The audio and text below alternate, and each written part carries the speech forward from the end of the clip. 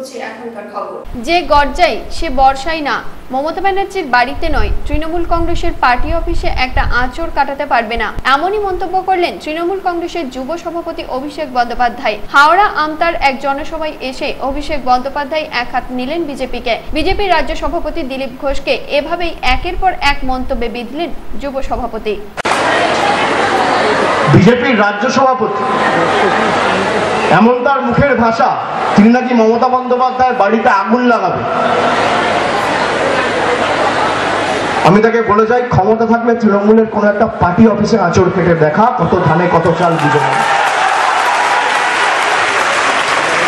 মমতা বন্দ্যোপাধ্যায় তো দূরের কথা, ওই হয় না খালি কৌটোই খালি আওয়াজ করে, যে গর্জায় সে বর্ষায় না। ও অনেক দেখেছি, অনেক ঘোষ দেখেছি, অনেক জায়গায় আমরা দেখেছি, অনেক লড়াই প্রতিহত করে আজকে মামাটি মানুষের সরকার প্রতিষ্ঠা হয়েছে। বিজেপির মহিলা সাংসদ যাকে মনোনীত করে রাজ্যসভায় পাঠাতে হচ্ছে, সে নারী সম্পর্কে এমন কথা বলছে সেসব মুখে আনা যায়। আমি তার কষ্ট এবং বেদনা বুঝতে পারছি। তারা যেভাবে বাচ্চা চুরির ঘটনায় যুক্ত ছিল, প্রশাসনের সক্রিয়তায় তাদের সেসব টাকা পয়সা পাওয়া বন্ধ হয়ে গেছে। এখন বাচ্চা চুরির জায়গায় তারা ধর্ষণ নিয়ে বিশেষভাবে সম্যক ধারণা এবং একটা চিন্তাধারা তাদের মধ্যে রয়েছে। হাজার চেষ্টা করো, বাংলার সম্প্রীতি তোমরা নষ্ট করতে পারবে। আমি অনুরোধ করব, আবেদন জানাবো, অনেক বড় বড় কথা বলছেন। ভারতীয় জনতা পার্টি আর বিজেপি আর সিপিএম এর ক্ষমতা থাকলে গোর্খাল্যান্ড নিয়ে আপনাদের অবস্থান কি, দার্জিলিং নিয়ে আপনাদের অবস্থান কি, বাপের বেটা হলে স্পষ্ট করে বলে দেখান। লজ্জা লাগে না?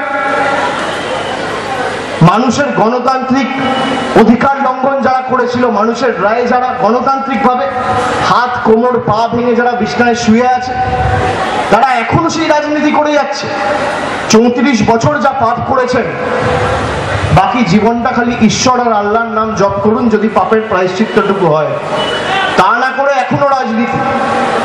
এদের হেরেও শিক্ষা নেই, এদের লজ্জা নেই, এদের বিবেক নেই, এদের চেতনা নেই, হাতে কর্মসূচি নেই, লক্ষ্য নেই, উদ্দেশ্য নেই, উন্নয়নের কোনো চিন্তাধারা নেই, কিচ্ছু নেই। Bureau report, NNTV Bangla, Howrah. হুগলির কুন্তিঘাটের শেরপুরে এক রাজনৈতিক সম্মেলন অনুষ্ঠিত হয়। এই রাজনৈতিক সম্মেলনে যোগ দিলেন রাজ্যের কৃষি বিপণন মন্ত্রী তপন দাশগুপ্ত, কারিগরি শিক্ষা দপ্তরের মন্ত্রী অসীমা পাত্র, সাংসদ রত্না দেনক, বিধায়ক অসীম মাঝি সহ বিশিষ্ট ব্যক্তিরা। এছাড়াও এদিন হুগলি কুন্তিঘাটের প্রায় কয়েক হাজার কর্মী সমর্থক যোগ দিয়েছিলেন এই সম্মেলনে। যে দুঃস্থলে অঞ্চলস্থলে কিছু নেতা গ্রুপবাজি করছেন, পরিষ্কার করে বলে গেলাম, তৃণমূল কংগ্রেস করতে হলে, ঐক্যবদ্ধ তৃণমূল কংগ্রেস করতে হলে কোন বরদাস্ত করবো না, সেগুলো দাঁড়িয়ে বলে গেলাম। দরকার হলে দল থেকেও তাদের সরিয়ে দেওয়া হবে। আজকে দেখে আসুন কত উন্নয়নের জোয়ার হয়ে গেছে। রাস্তায় রাস্তায় হাইমার্স লাইট, নীল সাদা লাইট, রাস্তাঘাট পরিষ্কার চকচকে ঝকঝকে, এখানে পানীয় জল, কারণ চেষ্টার মধ্য দিয়ে উন্নয়ন হয়। তাদের বিরুদ্ধে যেটা আন্দোলন করবে না, সেই জায়গায় আপনারা নিজেরা দেখবেন। তার কারণ হচ্ছে যে আমরা দেখছি যেখানে মানুষকে বাদ দিয়ে, ভোটারদের বাদ দিয়ে, গ্রামের মানুষকে বাদ দিয়ে যে যে জায়গায় গন্ডগোল করার চেষ্টা করছে, সেখানে ভাগ তালে বিজেপি, কংগ্রেস, সিপিএম আজকে এই যে অশুভ আঘাত হয়েছে, এরা ঢুকে পড়ছে। আমরা দেখতে চাই 2018 পঞ্চায়েত নির্বাচন, এই পঞ্চায়েত নির্বাচনে আমরা দেখতে চাই কোন ব্লক এই পঞ্চায়েত নির্বাচনে সব থেকে ভালো রেজাল্ট করবে। আমরা সেটা দেখতে চাই। যে ব্লক পিছিয়ে যাবে, ভালো রেজাল্ট করবে না, আমি বলবো সেই ব্লকে যেন কোনো নেতৃত্ব জেলা কমিটিতে না থাকে। এটা আমার তপন দাশগুপ্তর কাছে আমার অনুরোধ, এটা বলতে পারে। Bureau report, NNTV Bangla, Hooghly. দিদিকে শ্বাসরোধ করে খুনের পর মৃতদেহ খাটের নিচে প্লাস্টিকে মুড়ে রেখে চম্পট দিল এক যুবক। গতকাল টিটাগড় থানার ব্যারাকপুরের দেবপুকুর এলাকার ঘটনাটি ঘটেছে। অভিযুক্ত প্রদীপ দাস ঘটনার পর থেকেই পলাতক, তার খোঁজ চালাচ্ছে পুলিশ। মৃতদেহটি ময়নাতদন্তের জন্য ব্যারাকপুর মর্গে পাঠিয়েছে টিটাগড় থানার পুলিশ। বাড়িতে টিভি চালিয়ে গলায় ফাঁস দিয়ে মেরে পালিয়ে যায় প্রদীপ, এমনই অভিযোগ তুলছেন মৃতের স্বামী মধু ধর। তার আরও অভিযোগ, নগদ 45,000 টাকা এবং বাড়িতে থাকা সোনা ও গয়না লুট করে নিয়ে পালিয়েছে প্রদীপ। এমনকি মৃত দিদির শরীর থেকেও গয়না লুট করেছে অভিযুক্ত প্রদীপ। ঘরে টিভি চলছে, ঘরে কেউ নেই, ঘরে টিভি চলছে আর সব জানলা ফানলা বন্ধ। ও গেট খুলে ওনাতেই দরজা খুললো, তখন ও জামা প্যান্ট পরে বেরিয়ে আসছে। তখন জিজ্ঞেস করলো যে মা কে এলো আজকে এত দেরি করে দরজা খুলছিস কেন? মা কোথায়? বলো মা তোর মার মোবাইলটা হারিয়ে গেছে, তো মা মোবাইল খুঁজতে গেছে। সব টিভি চালিয়ে খুব সাউন্ড দিয়েছে, একদম সাউন্ড দিয়েছে। সাউন্ড দেওয়ার পরে পুজো করতে বসবে, ওই সময় পিছন দিকে ওই দিয়ে গলায় একদম ফাঁস দিয়ে রেখেছে। আপনার বালা ছিল, চুড়ি ছিল আর হার, 3টে হার ছিল। মানে আমার তো দেওয়া 45,000 টাকা আমার এদিকে প্রথমে ছেলের যে টাকা ছিল। আপনার নাকে ছিল, ইয়ে ছিল, গলায় ছিল না, কানে ছিল, হাতের গুলো না কানে। ভাই গিয়ে বলে যে দাদা তাড়াতাড়ি চ, যে আমার মা শেষ হয়ে গেছে। তারপরে আমি দোকান বন্ধ করে গিয়ে দেখলাম যে মাসি মানে কোনো সারা শব্দ নেই, নিঃশ্বাস প্রশ্বাস চলছে না, মাসি শুয়ে আছে। আর আমি ডাক্তারকে ফোন করি, ডাক্তার বললো তুমি ইমিডিয়েটলি প্যারাসিয়া নিয়ে যাও আমাদের পাশে। না ওইটা না, টিভি চালিয়ে মানে সেটা বললো। হ্যাঁ টিভি তো চলছিল, মাসির ছেলে বললো যে টিভি চালানো। আমরা গিয়ে দেখলাম জানলা পুরো বন্ধ আর ঘরে পুরো ওলট পালট করা, মানে আলমারি ভাঙা, ওলট পালট পুরো ঘর করা। এই দেখলাম টিভি চালিয়েছিল। ওই টাইমে আমার বৃষ্টিও কালকে পড়ছিল। টিভি চালিয়েছ কেন? মাসিকে মারার জন্য টিভি চালিয়েছিল, যাতে আওয়াজটা বাইরে না যায়। 45,000 মতন টাকা মাসির ছেলে মুখে শুনেছি, আমার 5,000 টাকা মতন ছিল না। মানে দেখলাম মাসির নাকেরটা নেই আর কানের নেই, এটাই দেখলাম। ব্যুরো রিপোর্ট, এনএনটিভি বাংলা, উত্তর 24 পরগনা। অ্যাডভোকেটের স্টিকার লাগানো গাড়ি থেকে 100 কেজি গাঁজা উদ্ধার করল নাদনঘাট থানার পুলিশ। এই ঘটনার সঙ্গে মাওযোগেরও সূত্র পেয়েছে পুলিশ। ওই গাড়ি থেকে আরও 2 জনকে গ্রেপ্তার করা হয়, যাদের নাম সঞ্জীব রায় এবং সুখদেব দাস। ওড়িশা ও অন্ধ্রপ্রদেশের বর্ডারে সিঙ্গিবোড়া থেকে গাঁজা পাচার করছিল এরা। নাদনঘাট মোড় থেকে রাত্রেই পুলিশ এই পাচারকারীদের গ্রেপ্তার করে। এই ঘটনা নাদনঘাট থানার একটি বড়সড় সাফল্য। আজ সকালে নাদনঘাট থানার কাছে গোপন সোর্স থেকে ইনফরমেশন আসে যে একটি গাড়িতে একটা গাঁজার কনসাইনমেন্ট আসছে। সেই হিসাবে আমরা একটা হুন্ডাই অ্যাকসেন্ট গাড়িকে চেস করি এবং ওখান থেকে আমরা হিউজ কোয়ান্টিটি গাঁজা পাই। মোটামুটি ধরা যাচ্ছে যে 100 কেজির কাছাকাছি গাঁজা আছে। এইখান থেকে যে ড্রাইভার এবং খালাসিকে পাওয়া যায়, তাদেরকে ইন্টারোগেট করে আমরা জানতে পারি যে এরা ওড়িশা এবং আন্ধ্রা বর্ডারের কাছে কোরাপুট ডিস্ট্রিক্টে শিমলিবোড়া নামে একটা গ্রাম থেকে ওরা গাঁজাটা প্রকিওর করতো এবং ওদেরকে গাঁজাটা যারা দিত তারা উড়িষ্যার মালকানগিরি এরিয়ার লোক ছিল। তা ওখান থেকে ওরা এটা নিয়ে ওরা আমাদের নবদ্বীপ এবং আমাদের নাদনঘাট থানার শ্রীরামপুর এই জায়গাতে ওরা কনসাইনমেন্টগুলো ডেলিভারি দিত। এবং যে গাড়িটা ওরা ইউজ করেছিল সেটা হলো একটা হোয়াইট কালারের অ্যাকসেন্ট গাড়ি এবং এই গাড়িটা একজন অ্যাডভোকেটের স্টিকার মারা আছে। অতএব আমরা এটা খতিয়ে দেখছি যে এই গাড়িটা কি সত্যি কোনো অ্যাডভোকেটের কি না। টাকা পয়সা লেনদেন এরা যেটা বলেছে যে টাকা পয়সা এদেরকে ডিরেক্টলি দেওয়া হতো না, এদেরকে খালি নিয়ে যাওয়া এবং কনসাইনমেন্টটা নিয়ে আসা, এটার জন্য ডেলি এক্সপেন্সের টাকাই খালি এদেরকে দেওয়া হতো। কিন্তু বাকি টাকাটা আমরা বললাম, সেটা এরা বললো যে যারা গাঁজার ডিল করে তারা এই টাকাটা ওদেরকে পাঠিয়ে দিত, যারা গাঁজা কনসাইনমেন্টটা এদেরকে দিত। তো এটা আমরা খতিয়ে দেখছি যে এখান থেকে শুরু করে ওড়িশার ওই জায়গায় কী করে এত হিউজ সাম অফ মানি কী করে ওরা পাঠাতো।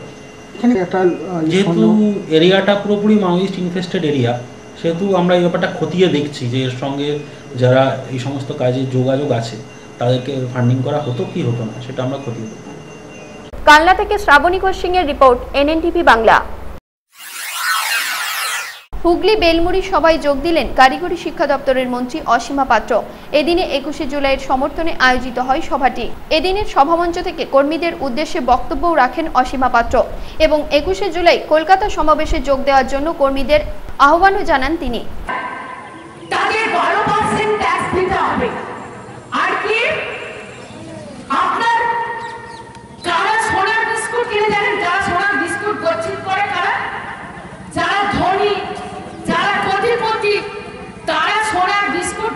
করে, তাদের ট্যাক্স মানলো না।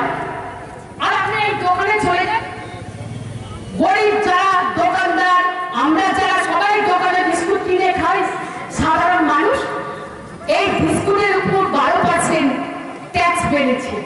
তাহলে ট্যাক্সটা কাদের উপর পড়লো? হ্যাঁ, ট্যাক্সটা কাদের উপর পড়লো?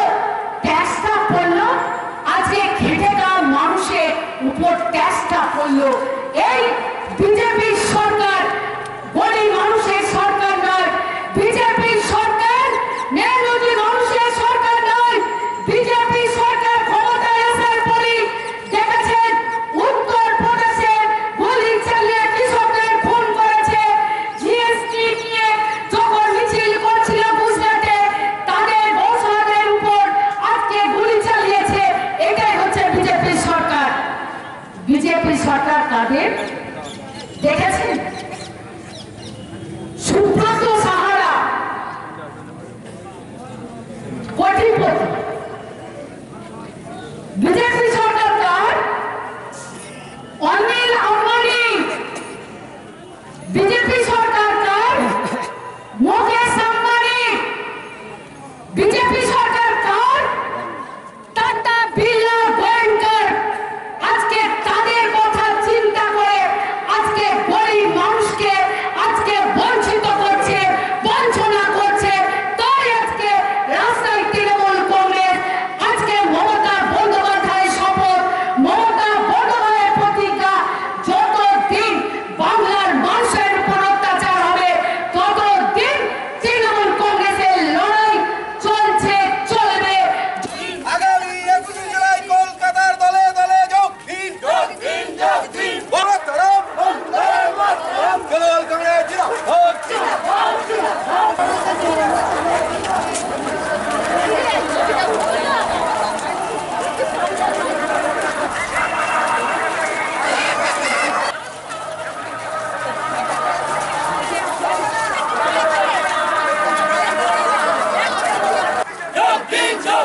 আজকের পথসভায় দলে দলে যোগ দিন, যোগ দিন।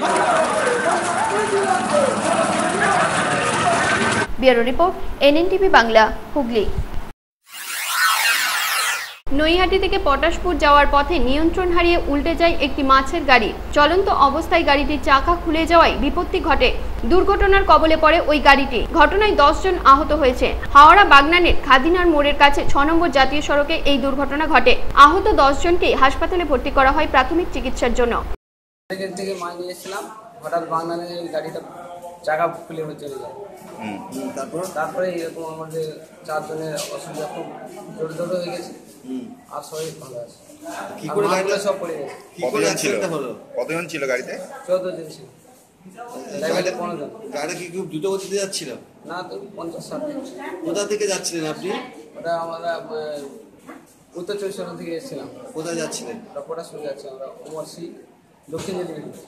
কি ঠিক বাগনানে কি হলো গাড়িটা? ওখানটা হঠাৎ চাকা খুলে গেছে। নতুন গাড়ি। হসপিটালে কজনকে এনেছে? এখন 5 জন আছে। Bureau report, NNTV Bangla, Howrah. তালার মোড় থেকে দেবীপুর স্টেশন পর্যন্ত মেন রোডের উপর ভগ্নদশা পড়েই রয়েছে। তালার ব্রিজটিও প্রায় 100 বছরেরও বেশি প্রাচীন ব্রিজ। এই ব্রিজ বিগত প্রায় 5 বছর ধরে ভেঙে পড়ে রয়েছে। ওই ব্রিজের ওপর দিয়ে চলছে বাস, অটো, বালি, পাথর বোঝাই লরি। এছাড়াও নানা রকম ভারী যানবাহন চলাচল করে ওই ব্রিজের ওপর দিয়েই। এই রকম অবস্থাতেও উদাসীন প্রশাসন। এভাবেই এই ভগ্নপ্রায় ব্রিজের ওপর দিয়ে চলাচল করার জন্য যে কোনো সময় যে কোনো দুর্ঘটনা ঘটে যেতে পারে। এই সবকিছু জানা সত্ত্বেও তালা, টোলা, ভুরকুন্ডার বাসিন্দারা এই ব্রিজের ওপর দিয়ে যাতায়াত করতে বাধ্য হচ্ছেন দিনের পর দিন। সাইডগুলো ভেঙেও গেছে, সাইডগুলো তলাটা ছেড়ে গেছে, গাড়ি গেলে লাফায়, কিন্তু এরকম ভয় লাগে না। এর কোনো সময় বিপদ হতে পারে। রোড প্রচুর জাম, তো ওয়েট যায় কত। মহাশিলের জগদ্ধাত্রী পুজোয় নৈন্টি করে দিলে যত গাড়ি কিনে আসে, হ্যাঁ, আর সব ওয়েট প্রচুর চাপ, এত চাপ। ব্রিজটা মোটামুটি 7-8 বছর। এই সম্পর্কে বড়ধামাস গ্রাম পঞ্চায়েতের উপপ্রধান পলাশ মণ্ডল জানান, দেখুন এটা 4-5 বছর ধরে তো খারাপ হয়ে আছে প্রায়। মাঝে একবার কাজ হয়েছিল, আমাদের সরকার আসার পর একবার কাজ হয়েছিল, সাইডগুলো বানা হয়েছিল, সাইডগুলো কিছু ওয়াল দেওয়া হয়েছিল। আর আমি যতদূর জানি প্রশাসনিক লেভেলে বলেছেন যে আমরা এখানে কিছু গ্যাস টাস ফেলেন যাতে স্কুলের বাচ্চা ছেলেমেয়েদের যেতে অসুবিধা না হয়। আর সর্বোপরি আমাদের পার্টির সভাপতি কালা 2 নম্বর ব্লকের মাননীয় প্রণব রায় মহাশয় আছে। প্রণব রায় মহাশয় আমাদেরকে আশ্বস্ত করেছেন যে যাতে খুব তাড়াতাড়ি হয়ে যায় রাস্তাটা। উনি প্রশাসনিক লেভেলে যোগাযোগ করেছেন এবং ব্যবস্থা উনি করেছেন। আর সভাধিপতি বলেছেন যে এটা পিডব্লিউডির হাতে তুলে দেওয়া আসতে হবে। ব্রিজটারও ব্যবস্থা হয়েছে, আমার কাছে যা খবর আছে যে ব্রিজটারও ব্যবস্থা করছে খুব তাড়াতাড়ি। কাল্লা থেকে শ্রাবণী ঘোষ সিং এর রিপোর্ট, NNTV বাংলা।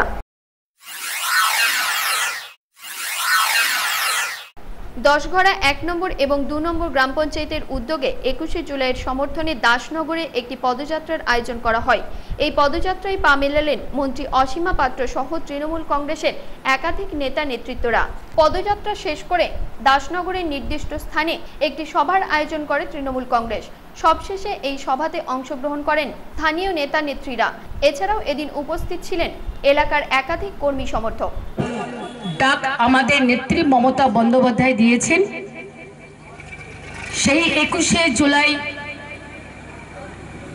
যাওয়ার জন্য আমাদের এই মিছিল এবং সভা। আমি প্রথমেই বলবো যে 21শে জুলাই কেন আমরা এই 21শে জুলাই করে থাকি, নিশ্চয়ই অনেকে জানেন অনেকে জানেন না। 1993 সালে 21শে জুলাই no identity card no vote, মানে আপনারা দেখেছেন যে 34 বছর সিপিএম এর রাজত্বে যে ভোট হতো সেটা ভোট হতো না। একজন সমস্ত গ্রামের মানুষের ভোট দিয়ে দিত। তার ফলে মমতা বন্দ্যোপাধ্যায় ডাক দিয়েছিলেন রাইটার্স বিল্ডিং এ যে no identity card no vote, যে আইডেন্টি কার্ড মানে ভোটের কার্ডটা আপনারা আপনাদের হাতে পেয়েছেন সেটা মমতা বন্দ্যোপাধ্যায়ের আন্দোলনের জন্যই আজকে আপনারা ওই আইডেন্টি কার্ডটা দেখিয়ে আপনারা ভোট দিতে পারেন। এই কথা সবার জানার প্রয়োজন আছে। তাই আমি শুধু একটা কথা বলবো যে ভাঁওতাধারী বিজেপি যারা সিপিএম ছিল তারাই আজকে লাল সালু পরিবর্তন করে গেরুয়া সালু ধরেছে, তাদের আপনারা চিহ্নিত করবেন। এবং আমরা জানি ধনেখালিরা কিছু করতে পারবে না, কারণ ধনেখালির মানুষ, ধনেখালির প্রত্যেকটা পঞ্চায়েত যেভাবে মানুষের পাশে দাঁড়িয়ে কাজ করে আমরা জানি এখানে ফায়দা লুটতে পারবে না। তাই আপনাদের কাছে আমার একটাই আবেদন, আপনারা ঐক্যবদ্ধভাবে থাকবেন এবং 21শে জুলাই নিশ্চয় দশঘরা পান্না সাহার থেকে 1 নম্বরে দিনুশি থেকে দশঘরা 2 ফোটন শিবুদা থেকে শুরু করে সঞ্জয় জাঙ্গিরদা আছে, সবাই সব নেতৃত্ব আমাদের খুব ভালো ভালো নেতৃত্বরা আছে, তারা যেভাবে বলবে আপনারা সেইভাবে 21শে জুলাই যাবেন। Bureau report, NNTV Bangla, Hooghly. 21শে জুলাইয়ের সমর্থনে বাঁশবেড়িয়া 3 নম্বর ঘুমটিতে একটি সভার আয়োজন করা হয়। পঞ্চায়েত সমিতির সভাপতি দেবব্রত বিশ্বাসের উদ্যোগে এই সভা অনুষ্ঠিত হয়। এদিন পঞ্চায়েত প্রধান নৌশদ আলী সহ এলাকার তৃণমূল কংগ্রেসের কর্মী সমর্থকরা যোগ দেন এই সভাতে। আজকে আমরা আদি সপ্তগ্রাম পঞ্চায়েতের অধীন মিঠাপুকুর মোড়ে আজ আমরা করেছি। আজকে 3 নম্বর ঘুমটিতে আমাদের সপ্তগ্রাম গ্রাম পঞ্চায়েতের উপপ্রধান ভাই নৌশদ আলী আজকে এখানে মিটিংয়ের অ্যারেঞ্জমেন্ট করেছিল। 21শে জুলাই আমাদের যে শহীদ দিবস, আমাদের নেত্রীর নির্দেশে আমরা 21শে জুলাই যে ধর্মতলা যাব, তার জন্য আজকে আমরা যে প্রস্তুতি সভাগুলো আমরা অঞ্চলের প্রত্যেক জায়গায়, চুচুড়মগড়া ব্লকের আজকে বিভিন্ন জায়গায় আজকে আমরা সভা করেছি। আজকে আমাদের নেতা নির্দেশ মতো আমরা আজকে বিভিন্ন জায়গায় আমরা সমাবেশ করেছি। Bureau report, NNTV Bangla, Hooghly. Shri Shri Bharat মাতা দুর্গোৎসব কমিটির পক্ষ থেকে অনুষ্ঠিত হলো খুঁটি পুজো। ভারত মাতা স্বেচ্ছাসেবী সংস্থার এই পুজো এবারে 22 বছরে পদার্পণ করল। খুঁটি পুজোর পাশাপাশি এদিন একটি রক্তদান শিবিরও অনুষ্ঠিত হয়। এই শিবিরে অংশগ্রহণ করেন এলাকার বহু মানুষজন। এদিন উপস্থিত ছিলেন ফুটবলার প্রীতম হোটাল সহ বিশিষ্ট ব্যক্তিরা। আরো ভালো হোক এটাই চাইবো, আর সবাই ভালো থাকবেন। ধন্যবাদ। Bureau report, NNTV Bangla, Howrah.